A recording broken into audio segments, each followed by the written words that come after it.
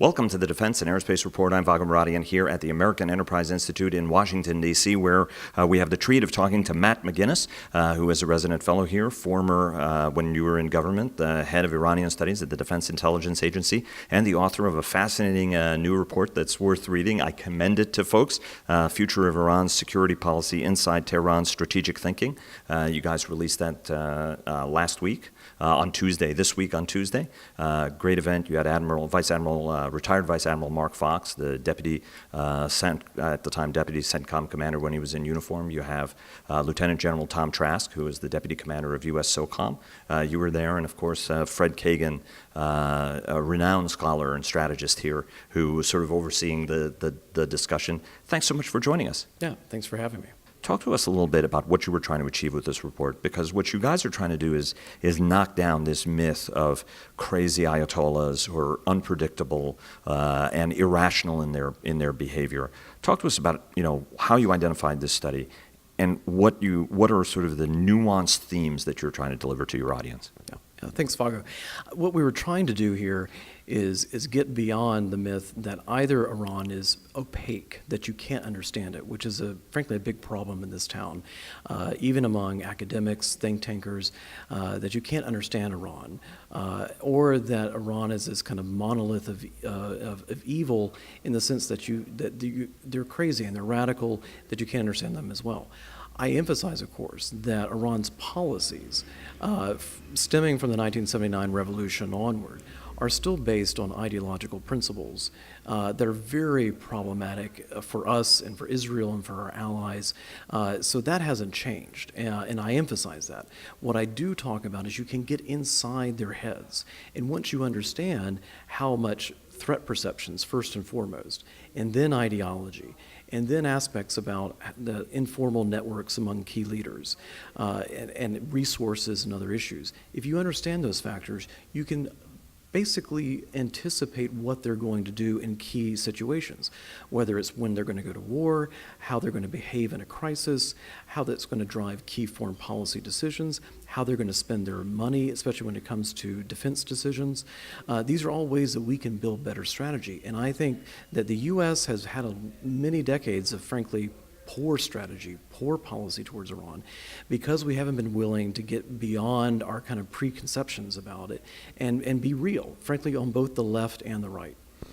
Let's talk about that, because one of the points you made is to help craft better strategy, because if you don't understand your potential adversary, and it goes for allies as well, what are their drivers? You can't make that good strategy to drive them where you want them to be and where they might actually benefit from being. Tell us what are the cores to understanding, to getting into the heads, whether you're a Rouhani, whether you're a Khamenei, to get into their heads in terms of what their decision making is, what are their priorities, how they view the world from where they're sitting. Well, as I mentioned, threat perceptions, as I found in my research, is actually the dominant driver. I actually went in originally thinking it was more kind of classic national security objectives, and then maybe ideology had maybe dropped down over the years, and then that resources tended to, if they have more money, they do something this way, and they have less money, they do something that way. In reality, it really is threat perceptions, because they are still fundamentally, from a conventional military standpoint, very weak, and they feel still very isolated and paranoid at times. At the same time, you cannot dismiss the importance of ideology, because this drives them to continue building and creating proxy groups around the region, and motivates what I consider geopolitical irrationalities, why they overinvest in places like the Levant, why they continue to oppose Israel the way that they do, which makes no geopolitical sense, and oppose us to a degree that also makes no geopolitical sense, and that you can't, if you understand that, you can understand this tension constantly between national interests, what we consider classic national interests, and these ideological ideas that motivate this core elite, even if that's distinct from the Iranian people themselves. And I think the Iranian people may believe less and less in the revolution and frankly may not believe in it at all. But that doesn't matter, and in fact, frankly, drives that core leadership to tighten the screws on the state and their hold on the state, which I think is one of the big debates that's happening right now of if the U.S. wants to push one way or the other, how to push Iran and towards better behavior, or frankly wants to push the Iran to a different type of regime, as some may want to do. How do we break those cleavages? How do we break into the mindset? It's a huge question because I don't really know how much longer the state's going to hold together. Do you think, as some have posited, that very important election that happened, your report could not have been timed better? I'm sure it was purely a coincidence. Purely a coincidence. Maybe I procrastinated so long, just until the election. Yeah, I know you well enough to know there's no procrastination in that. But very important election where Rouhani, the reformer, as popularly understood, although I appreciate he's a very conservative guy in Iran with the blessing of the supreme leader, but Raisi, who was somebody who was significantly more conservative. So the choice was a conservative or an ultra-conservative. One of the points that Admiral Mike Mullen made is that when he spoke at CSIS, that just the other day, that the number of people who are seeking reform in a sense puts pressure on the government in order to be able to deliver some of these reforms because folks are looking at stagnant economy, all these challenges, very young nation at base, and a young nation that is increasingly distant from the roots of the revolution and this revolutionary generation, which Rouhani is part of as well. Talk to us a little bit about, you said it's very fragile. What are the challenges but also potential opportunities there? Because those are the kinds of things that actually could drive the Iranian leadership to then decide, hey, look, game's up, we've got to change gear. What are the likelihoods, what are the scenarios as you're looking at the survival of the state, say, in the next 5 years? Yeah. Well, I think I don't really quite know if how much longer the Iranian Revolution is going to be able to survive. At the same time, you look at the history of revolutions, they do tend to survive at least a couple of generations, and we're still, frankly, in this founding generation. At the same time, they're deeply paranoid constantly about losing everything, and I think you have to recognize how much that motivates everyone from Ayatollah Khamenei, to guys like Rouhani. Rouhani came in 4 years ago with the idea that things are not going well. They were under very strong sanctions from us and the rest of the world. Their economy was in deep recession, depression, frankly. And they needed to keep this experiment that they've been doing since 1979 going. And Rouhani, as opposed to others that frankly wanted to, in the conservative side, that wanted to retrench even more, become more autarkic, and survive despite everything, Rouhani frankly thought that if we're going to survive, we needed to find some way to de-escalate with the West. And get things in order, for at least get some breathing room and get the ship going in a better direction. Fundamentally, though, Rouhani believes in the system. I look at him as maybe a reformer, but not really. I mean, I think fundamentally he wants to keep everything kind of back to the way it was. It was just not going in the right direction. So I think this is one of the reasons why I think the West has, frankly, too much hope into Rouhani and shouldn't read too much into the direction that he's going to go. I think the Iranian people would like a better life. There's no question about that. Rouhani, I don't think, is going to be able to deliver that. There's going to be continued, disappointment and frustration, I think, within the Iranian people. How that gets channeled, I don't know. At the same time, ever since the elections in 2009, when you saw millions of people on the street, I think that shows the fragility of the state.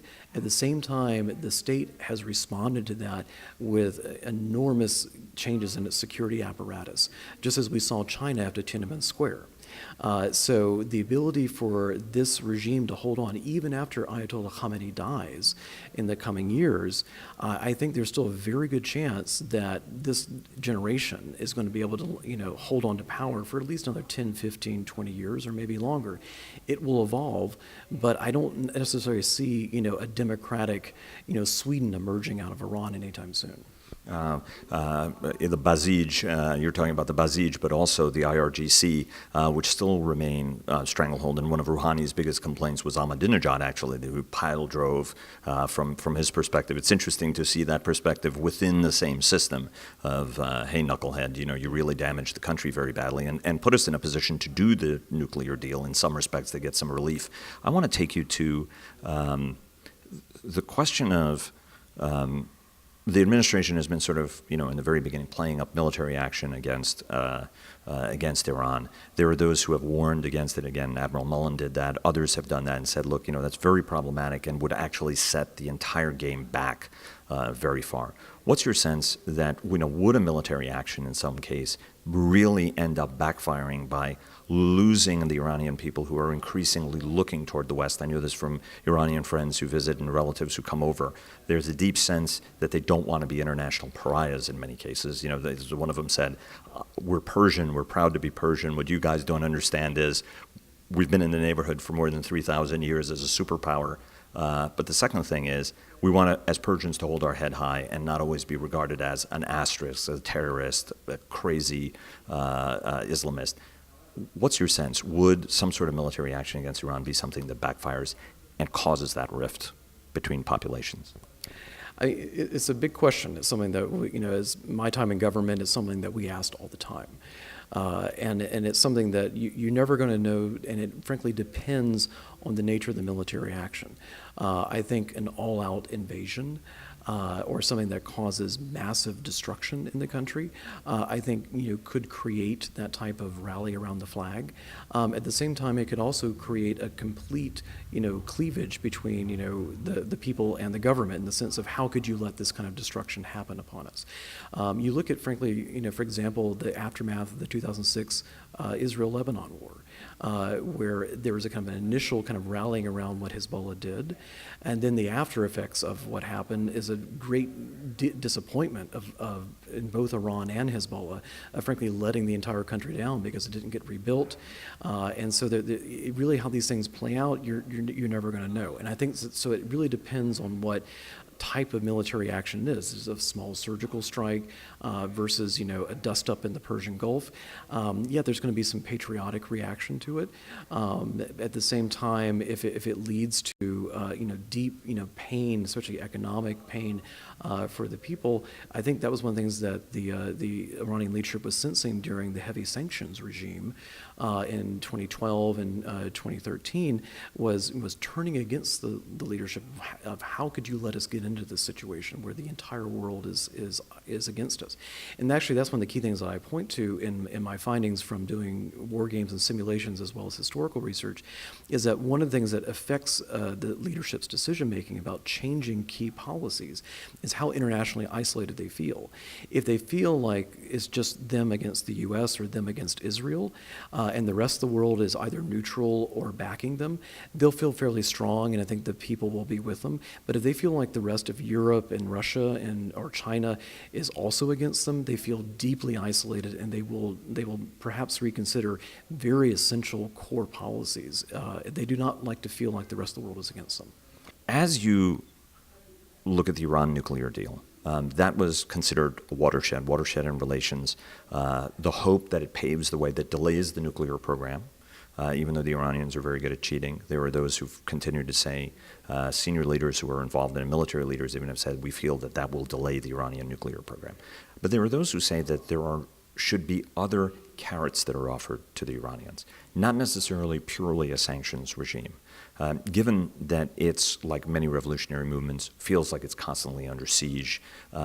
Anytime the population is against them, it's, oh my God, it's those French, Americans, Brits who are meddling again in our policies, long history of our meddling in their policies, in their nation, coup attempts, etc.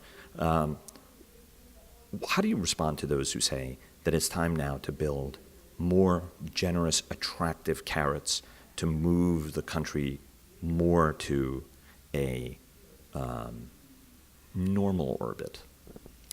Well, I think you can always bring in incentives as part of the game. I still, at the same time, when you look at the behaviors and policies that Iran pursues, it's hard to look at incentives as the central part of it. I think that there's always a natural incentive of you look at the foundational aspects of our policies, the original embargoes that we put on Iran after the revolution, or the Iran Sanctions Act from 1996. Those foundational policies that we have are really core, and everything else that we've had and sanctions are all kind of built on those. I think Iran. There's an empty embassy on Massachusetts Yeah. Avenue still that's guarded by a Secret Service car. Exactly. There, in many ways, those incentives always exist out there, that Iran could have normal trading relations with us and normal access to the U.S. financial system and normal access to the dollar. Those are huge financial incentives that are always sitting out there for Iran. If it changed, fundamental aspects of its policy in supporting groups like Hezbollah, or if Hezbollah changed its own policies in supporting terrorism, et cetera, those things are always sitting there. So there's always a question of, what is the incentive? Are you trying to increase those incentives beyond what already exists out there? So that's always, for me, is always the question. But I agree in the sense that if you're going to do what I consider smarter strategy, there's always going to be a little jujitsu that goes on. There has to be pressure. There has to be a degree of punitive action, because there's obviously activities that Iran is engaged in that have to be corrected, that have to be pushed back. At the same time, you're never going to get a new deal without a certain amount of, because we're not getting the new deal as things stand, so there's going to have to be a little give and take in the negotiations.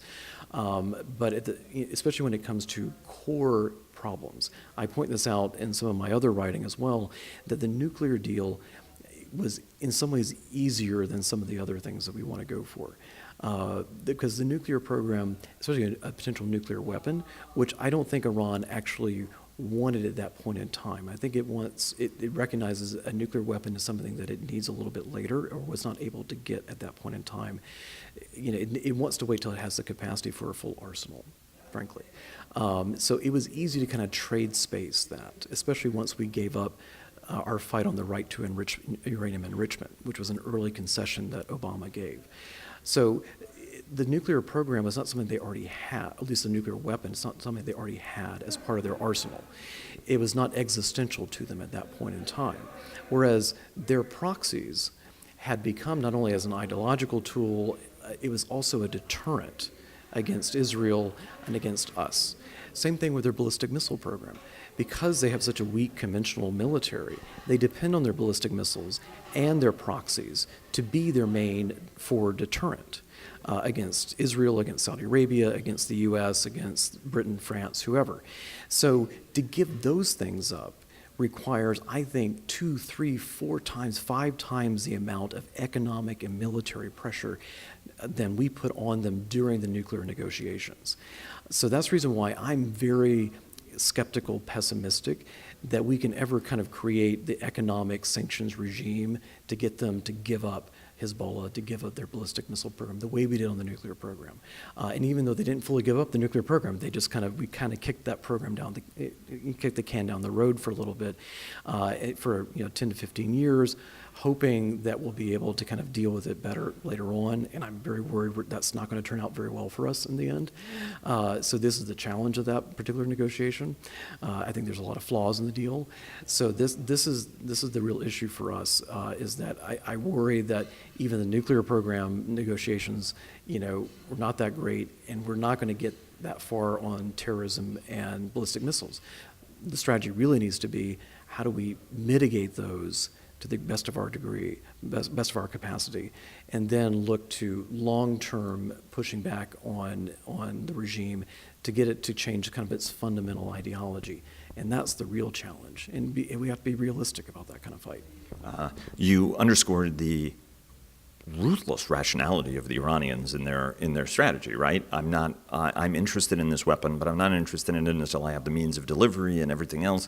So it's actually not that important to me, although I would say, having listened very, very closely, including from a very close-up seat, for the Israeli view, that the imminence of the Iranian nuclear program, and that's one of the reasons why everybody was negotiating it, because it was seen as, hey, look, this buys us 10 years of breathing room, as opposed to being something that we militarily wanted to do.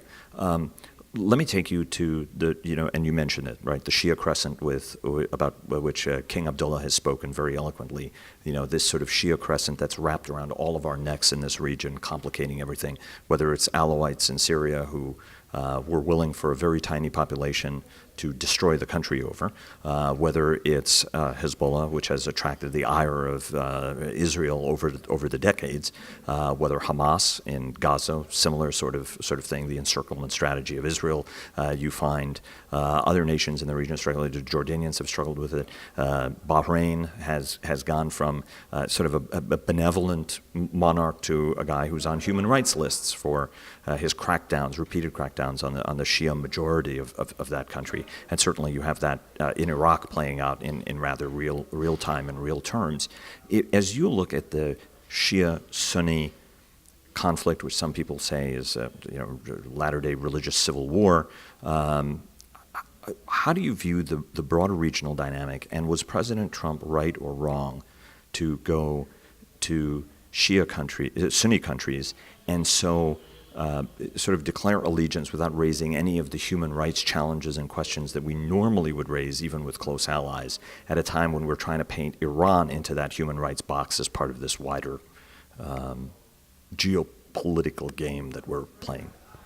Well, I think it was very important for President Trump to go to the region, and I think overall, especially the trip in the region itself, I think was a pretty good success. I think this is something that is after the very rocky relationship that our partners and allies had with President Obama, the trip was needed.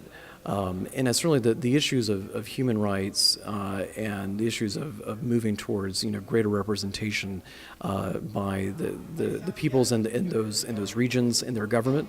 That's something that we need to be very conscious of. And I think that those kind of conversations are going on. I'm quite sure about it, but they're not the public in the way that the conversations that we need to have with the Iranian people, because we don't have those kind of covert, the covert's not the right word, but the kind of the closed conversations that we can have, with leadership there, in the Gulf region, that we can't with the Iranians. The Iranian, that's a much more public diplomacy type of thing. That's a very directed, open thing. It's a different type of conversation. So I think that's one of the things that the administration is still shaping its strategy right now towards both the Gulf countries as well as towards Iran. That's still being formed.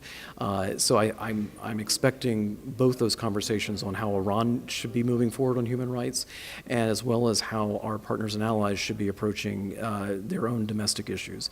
And at the same time, I think the president's also kind of clear that he's not super keen on having very open dialogues about everyone's domestic issues, which I think is one of his larger principles, which I think is appropriate. So I think that these are all things that we have to kind of calibrate to different audiences depending on which country we're talking about. President McInnis has just been elected in a landslide victory. What are the policies that you would be, or put another way, if you were, and if it's not President McInnis, then you're the advisor to the President of the United States, and Donald Trump picks up the phone and calls you. What's the advice you would give him of the strategy the United States has to apply toward both, particularly Iran, but also how we leverage our Sunni allies in getting Iran to that better place that would benefit everybody? Well, I think we have to look at the region as a whole, and I think, and particularly when it comes to the nuclear deal itself, I think one of the biggest flaws that we've had, and I mentioned this during the event on Tuesday, that that we have been looking at the nuclear deal too much as the main thing, and it's easy to do so because it's actually something on paper, whereas the rest of it is kind of nebulous. But I do think we need to have a much more integrated strategy towards Iran that looks at how we're fighting terrorism, how we're approaching their conventional arms and ballistic missiles, how we're approaching human rights, and have the nuclear deal as a component of that, as opposed to having that as the central thing and try to make everything work underneath it, which was, I think, the one of the failures of President Obama, was trying to make everything work under the nuclear deal. I think this is the issue for us, is how to construct something that works with our partners in the region, that looks to roll back as the president says, roll back Iranian influence in the region, because ultimately the proxies that Iran has been building up, particularly in the last 2 years, years, 2 to 3 years, especially since the emergence of ISIS. Iran has been part of that fight against ISIS, but also some of these proxies that it's been building up have also been part of the ones fighting with Assad and against Syrian opposition groups that are not ISIS. So these groups are doing many different things, and Iran has created this kind of integrated transnational Shia militia army that numbers close to 250,000 people under Tehran's basically indirect or direct control, depending on which kind of group you're talking about. So I think this is something that has not been seen in the region before, and I think really risks destabilizing the larger region beyond what we're already seeing. And I think it's something that fuels this sectarian cycle because it creates this perception that, with Russia coming in as well, and that as we've seen U.S. policy so far seems to be kind of almost aligned with these groups, whether we're fighting in Iraq, in Mosul, or how our fight's been going so far in Syria, that with the Sunnis, there's a certain perception, the Sunnis in Iraq and Syria and elsewhere, there's a perception that, like, which side is the U.S. on? I think the U.S. needs to show that we are on the people of the Middle East side, that we're on the side for stability, that we are, on the side, that ultimately we are not on the side of extremism, that we're not supporting the Iranian agenda. And there's a lot of perception of that among the Sunnis. And so this is a real challenge that fuels perceptions that Sunnis only have choices of like reaching out to Sunni extremist groups, or and it creates these vacuums of power that groups like ISIS or Al-Qaeda can fill. And that's what I worry about, is that maybe ISIS is defeated militarily in the next year or so, but then Al-Qaeda is going to come back, or the son of ISIS is going to come back. And Iran plays a role in creating this cycle by its sectarian behavior. And I think if we don't address that issue of what Iran is doing with its proxies, and growing and strengthening them in Iraq and Syria, and Lebanon and elsewhere, these are all areas that are going to cause very serious problems for us long term. We have to look at it comprehensively. You cannot separate your ISIS strategy from your Iran strategy. You have to look at all of it together. But how do Sunni states play in this? Because I've been to the region, I've talked to some leaders. At the time, they were very supportive of extremely radical groups that metastasized into ISIS, and their answer to me was, listen, they deliver results. They're not the cafe intellectuals that really can't fight their way out of a paper bag, and we know how to control these guys. So, don't you worry. Similar sort of an answer about Libya when there were concerns about the sort of forces that were being created there. What the president did, meet with 30, more than 30 leaders from Sunni countries in order to implore them to tone down the rhetoric, to try to shape their citizens, to deliver more positive messages. Ultimately, what's the responsibility that some of the Sunni nations bear in this, the fight? Because from an Iranian perspective, it's, look, these guys are also kind of constantly poking us. Saddam Hussein was a brutal Sunni who was dominating a majority Shia nation, for example. Well, I think, and we've certainly had many conversations with our Sunni partners on this issue, and it is a well-known concern that there is funding coming out of these Gulf countries in supporting these groups. I think some of the direct support is I think that is not, from an official standpoint, has been pulled back from my understanding. But we know there's still a lot of funding coming from unofficial and other channels. And I think that for us, it's an issue of a long-term strategy and recognition that this is not something that is a way to basically push back against what they see. This is not a smart counter-Iran strategy, is sponsoring these types of groups, or ways to project their own influence, or to promote certain ideologies. And I think that given that all these countries are also facing these guys coming back home and causing domestic problems for themselves, I think there's a recognition that this is something that is not sustainable long term. But it's not there's not easy solutions, because the cat's been let out of the bag for a lot of these places, and then that's been an issue for some time. So I think these are all concerns that I know our governments talk about a lot. and are working on solutions. I think that was actually a big part of the president's recent trip, was addressing these problems more aggressively. So I think that it's all part of a larger comprehensive approach that needs to be taken to look at both the Sunni extremism and what I consider the Shia extremism. They're both part of the problem. They both feed each other, and they need to be addressed. And it's one of those kind of ironies that used to be, back in the 1980s and 1990s, everyone saw terrorism as a Shia problem, mostly. And then terrorism became a Sunni problem after the late 90s and into the 2000s. And so people tend to forget, it used to be all Shia and now it's all Sunni. The thing is, it's because things have evolved and kind of objectives and sophistication. The Shia guys have kind of graduated a little bit into how they do things differently, but they're still, frankly, Hezbollah is still the best terrorist organization in the world. They're still more capable than anything that Al-Qaeda or ISIS could ever do. They just don't need to do it anymore as much as they can, and they still do. But to achieve their objectives, they just don't need to. But if they needed to, they could do things on a far grander scale than anything ISIS or Al-Qaeda can.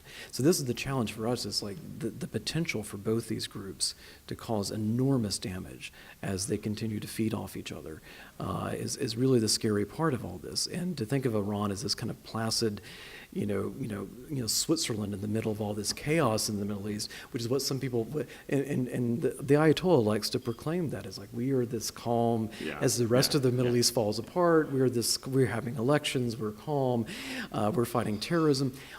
The problem is but they're exporting so much of the problem themselves, or at least they're feeding into it. And even if they are at times fighting terrorism, they're also in their own way helping to create the problem, and certainly not conducting themselves in ways that in any way support our interests or Western interest or our partners' interests there in the region.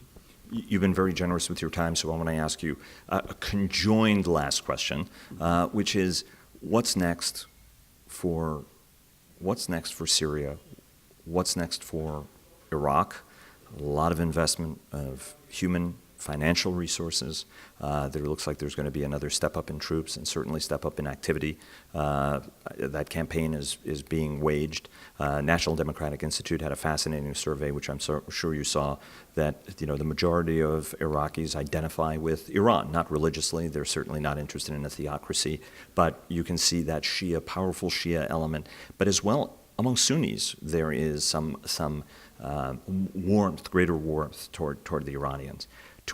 What is the next, in your view, strategic next steps in each one of these two countries that are so critical for regional destabilization of our European allies as well? And is there an opportunity on any level to start working at any level with the Iranians in order to get ultimately to a better place? Well, I think, in Syria, on the one hand, there has to be a deep degree of realism about Syria, that Syria is going to be a number of years more of conflict. It's not going to be resolved anytime soon. I hope we can get to some degree of de-escalating in certain areas, which I think is some of what the administration is trying to go for, or at least as we're kind of observing or working with those parties that are trying to negotiate in certain areas. But the problem is that you have key actors that are not sitting at the table. They're irreconcilable, like Al-Qaeda. So you're not going to be able to ever really get the situation calmed down. You'll be able to get it calmed down in certain areas, but not in others. And I think in Iran, I have to remind people that Iran is an existential thing for Iran and Syria. So no matter how they feel about it, they're going to keep fighting until the bitter end, even if they're frankly not winning, in my opinion, in Syria. So I think the U.S. needs to look at Syria. It's a long-term thing. There's no quick solution to it. I think we need to build some leverage in Syria, which I think we're trying to do in the current campaigns, in eastern Syria. I worry still that we're not building enough credibility and capacity with the Sunni Arabs. This is my main concern. I think we're still too focused on everybody else aside from the Sunni Arabs. Too much and as we know, the kind of the Kurdish strategy creates difficulties with the Turks. And I know the kind of the reasons why we find ourselves in that situation. I'm sympathetic with that. But as long as we're not building relationships with the Sunni Arabs effectively, we're always going to be opening ourselves up to more problems with Sunni extremism in the future in those areas with Sunni tribes, just as we found in Iraq when we didn't work effectively with the Sunni leadership and Sunni tribes. We're going to have insurgencies, we're going to have extremism, we're going to have Al-Qaeda. And so this is the same problem in Iraq. It's about finding a way for all the key constituents, all the key players to have some form of representation, some form of agency, some form of stake in the game in both Iraq and Syria. And I think we can play a role in that. And I think that's part of what, particularly the Sunnis in both Iraq and Syria, even after all the failures, could still look to us, and I think still look to us to be able to represent, and not just the Sunnis, but I think other players, including the Kurds, including other Shia players in Iraq, as well as other players in Syria, would appreciate not having only the Iranians and maybe a couple other players be the key arbiters of power. And I think that as much as the Iraqis will always be interacting with the Iranians, that will be true for the next 100,000 years. It doesn't that's going to be true. But at the same time, the Iraqis still would like to determine their own future. They know that, and they would like to also be able to have the Gulf Arabs and the Turks and the Americans and the Europeans and other players all there as balancers. I think they would like to be able to have counterweights to the Iranians to create space for themselves to make their own choices. And I think this is something that we can play a role, especially in encouraging our partners there, especially our Arab partners in the region, to engage and give the Iraqis more space to make choices for themselves. Because what the Iranians have created, especially with the popular mobilization units that are going to begin integrating into the Iraqi security forces and to a very large degree, those are long-term destabilizing factors for Iraq beyond what it already had. And I think these are in whether we're going to have any type of permanent U.S. or semi-permanent U.S. basing there in Iraq. I think these are big questions that we're going to be facing. And not that I'm promoting a huge U.S. footprint long term, but I do think the Iraqi people, especially the Iraqi government, would like to have some counterweight to Iran and be able to negotiate with the Iranians and not feel like no one has their back. And that's been the problem. And we've kind of abandoned them. The Saudis have abandoned them. They're kind of on their own to kind of deal with things. So I think these are the broad strategies, especially in Syria and Iraq, is about building some degree of political leverage through having some degree of capacity on the ground there, particularly with the Sunni Arabs. And good news is the United States still remains popular with Iraqis.